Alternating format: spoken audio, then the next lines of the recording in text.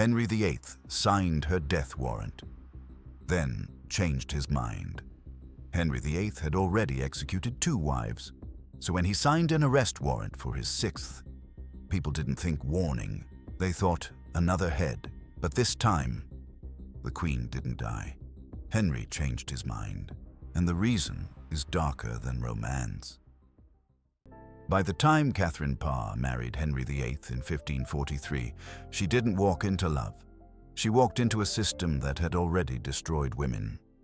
Anne Boleyn had been beheaded. Catherine Howard had followed her. Jane Seymour died giving Henry the son he wanted more than he wanted peace.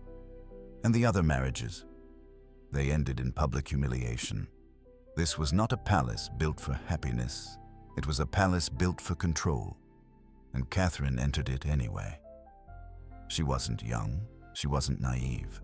And that, ironically, was the danger.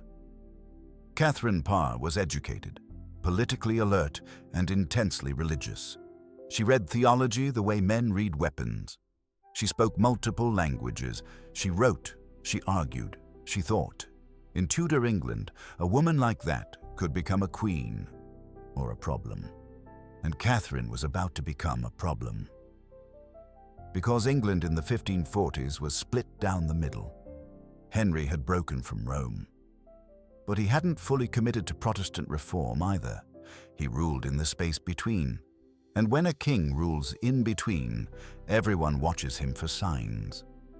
Reformers looked at Catherine and saw an ally. Conservatives looked at Catherine and saw a fuse.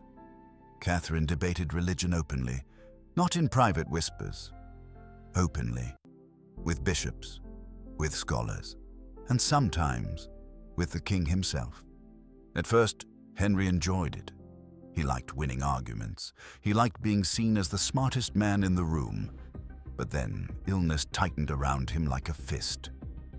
Henry was no longer the athletic prince of portraits. He was older, in pain. His leg ulcer worsened. And pain does something dangerous to powerful men. It makes them paranoid. He grew suspicious, easily angered. And suddenly, people stopped disagreeing with him and started managing him. He became surrounded by men who knew how to whisper. And some of those men wanted Catherine gone. They said she was arrogant, that she spoke too boldly, that she was spreading dangerous religious ideas.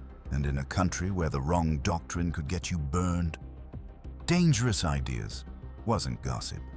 It was an accusation that could kill, or was a plan formed quietly. Not a public fight, a quiet removal. Because if Catherine could be labeled a heretic, she could be arrested. And if she could be arrested, the Tower could finish the rest. The Conservatives moved carefully. They gathered remarks, twisted conversations, collected proof the way predators collect footprints. Then they fed Henry the perfect bait. They made it sound like Catherine was challenging his authority. And Henry's pride was always the easiest doorway into his decisions. Then it happened. A warrant was drafted. Henry signed it. His own wife was to be arrested. And once the Tower of London enters your story, mercy usually exits. But Catherine found out. Not after the guards arrived. Before, someone warned her. And in that moment, Catherine understood what Anne Boleyn never had the chance to learn. Henry's greatest weakness was not cruelty. It was ego. If Catherine confronted him, she'd lose. If she argued, she'd hang. Because truth doesn't win in a court like that. Control wins. So Catherine did the most dangerous thing she could do. She changed the rules.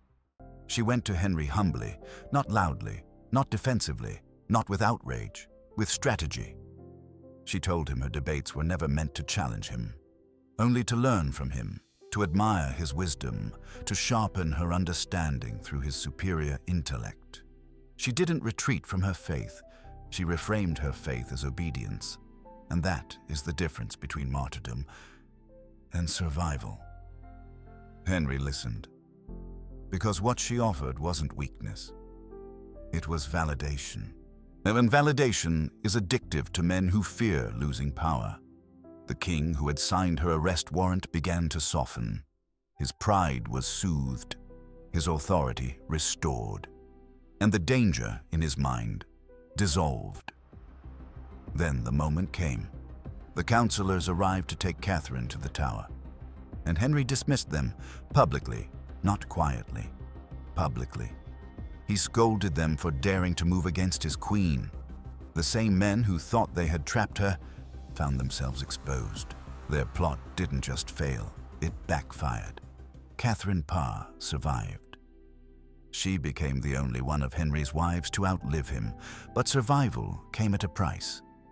After that day, Catherine spoke less boldly, debated less publicly.